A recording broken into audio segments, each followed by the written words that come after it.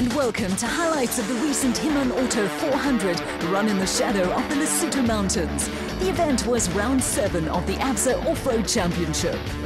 The cream of South Africa's off-road talent ventured into the unknown on the Himan Auto 400, the penultimate round of the Absa Off-Road Championship. Based at the Black Mountain Hotel near Tabanshu, the event saw National Championship off-road racing return to the area for the first time since the early 90s, and championship contenders were playing for high stakes. Former South African champions Chris Visser and Japie Badenhorst needed a good result to keep alive their production vehicle category title hopes. I must say this weekend is flat out. This weekend we must do well. Of course, to keep our championship alive. I must say this whole year was good for us. We had 1 or 2 bad luck events, but the whole year was good for us, and we're going to stick to that. A timely win on the 4x4 Mega World 400 revived title hopes for Chris Visser and Japie Badenhorst. But after leading the championship for most of the season, former SA champion Duncan Vos and Rob Howie had the opportunity on the Himan Auto 400 to clinch the production vehicle title for Team Castrol Toyota. Yeah, look, we've got a reasonable lead in the championship, but obviously we're going to want to try and wrap it up this weekend as well as we can. We've got to basically beat the Ford.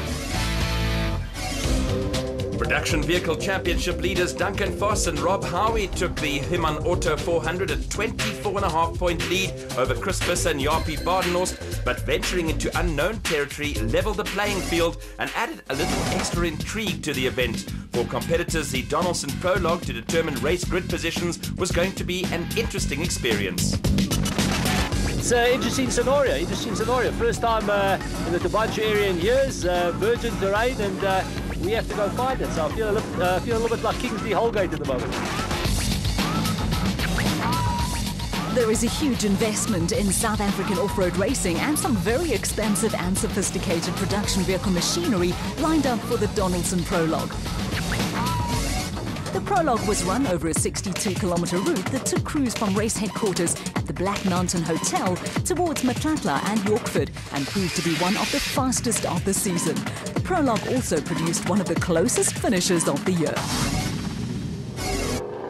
Looking for their first win of the season, the Team Castrol Toyota Hilux pair of Anthony Taylor and Chris Birkin got their weekend off to a promising start by winning the Prologue, but it was the narrowest of margins. Only 1 second separated Taylor and Birkin and the Ford Racing Ranger in the hands of Chris Visser and Japie Badenhorst, with Visser and Badenhorst finishing only 3 seconds ahead of Vos and Howie in the second Castrol Toyota. It meant just 4 seconds separated the first 3 cars. Local residents were enjoying themselves and added a touch of colour to proceedings, while out on the route, RFS BMW crew Hannes Grobler and Henny Terstegen picked up a place when Paki Lambeschagni and Rickes Erasmus moved aside to let the veteran former South African champions go through. Grobler and Terstegen will retire at the end of the season after distinguished careers, with Grobler a multiple SA champion in circuit racing, rallying and off-road racing. The RFS BMW finished 47 seconds behind Taylor and Birkin and was followed home by the PS Laser Nissan Navara of off-road legend Alfie Cox and German co-driver Jürgen Schroeder.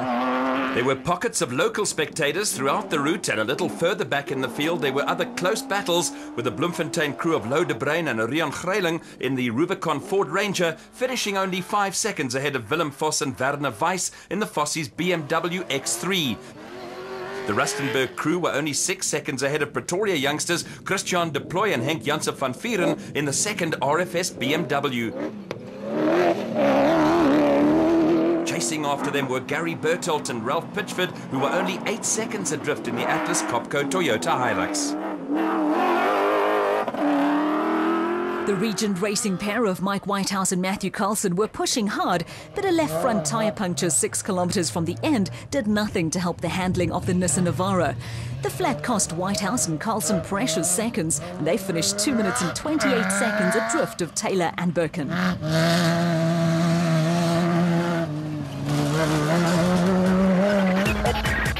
There were also lost seconds for Lance Woolrich and Ward Huxtable, who were struggling to find a rhythm in the second factory Ford Racing Ranger.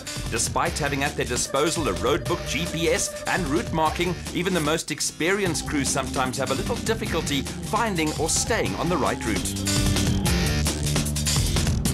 way? No, that way.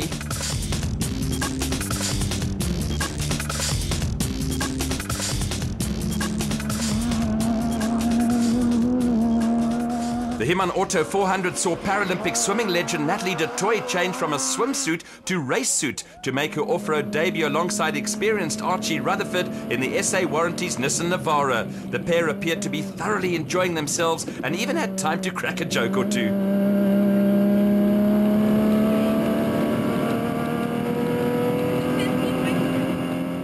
A little further back in the field, Class D honours went to championship leaders Cliff Weichelt and Johan Smallberger in the N1 4x4 Toyota Land Cruiser, while KwaZulu-Natal crew Rowan Lamb and Lyle Parker scored a maiden prologue win by taking the Class E honours in the X-Factory Ford Ranger. After the Donaldson prologue, there was plenty of activity in the pits as service crews went to work. With the championship at stake, Anthony Taylor reflected on a job he had to perform for the Castrol Toyota team over the weekend. No, I've got a job to do, and that's we want to finish first and second in the championship. So, if Evan comes past us early in the beginning, I'm not going to chase him. He must open the road, and then hopefully he doesn't go wrong and let us follow him. We must just keep our heads clear, and hopefully we can pull it off this weekend. With just 4 seconds separating the 3 production vehicle championship challengers in the Donaldson prologue results, the scene was set for an explosive Himan Auto 400 with BMW, Ford, Nissan and Toyota all represented in the top 10. The championship issue in the special vehicle category was also delicately poised with the title chase, a 2-horse race. Championship leaders Evan Hutchinson and Donnie Stassen took to the Himan Auto 400 a narrow lead over Johan van Staden and Mike Lawrenson and were concentrating on simply finishing ahead of their title rivals. I'm watching Johan. I've got to see. I'm racing Johan this weekend. It's a 2-horse race for the championship, so it's pointless racing anybody else. It comes down to can be difficult. If you're in a position where you want to win the race, but it's unnecessary to race someone who's not in the championship race. You've almost got to let them go and concentrate on I'm racing Johan. That's it. I've got to stay ahead of him and finish ahead of him in the 2 races, and that's it.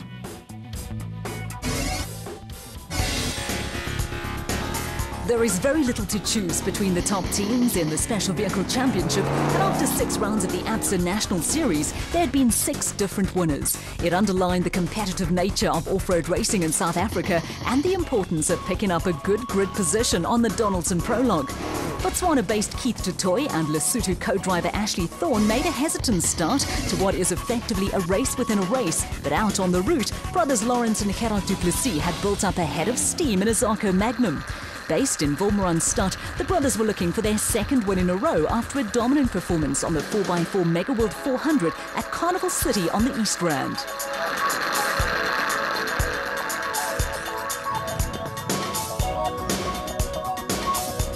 Championship leaders Evan Hutchinson and Donnie Stassen in the Motorride Bat Venom were 47 seconds adrift of Lawrence and Gerard du Plessis. What will have pleased Hutchinson and Stassen was the fact that teammates Nick and Ryan Harper in a 2nd Motorride Bat Venom and the PHB Bat of husband and wife team of Marius and Yolinda Fourie formed a buffer between them and Johan van Staden and Mike Lawrenson. The gap between Hutchinson and Stassen and the Atlas Copco crew in 5th was only 34 seconds, but in off-road racing, catching and passing are different kettles of fish. After a disappointing season, reigning South African champions Herman and Wichert Sulwald were looking for a good result in the Elegant Fuel Porter. They finished the prologue only 3 seconds behind Johan van Staden and Mike Lawrenson, but were pushed all the way by Class P championship leaders Colin Matthews and Alan Smith in the Century Racing CR3. The ever-spectacular Matthews and Smith were only 2 seconds behind the Sulwald father and son pairing and 33 seconds ahead of Class P championship rivals Richard Fuller and Dennis Murphy in the Regent Racing Bat. A flat tyre halted progress for the 2nd father and son Elegant Fuel team of Quinton and Cully Sulwald. It wasn't a happy afternoon for the 2-time South African champions, with the flat and mechanical maladies dropping them down the special vehicle running order.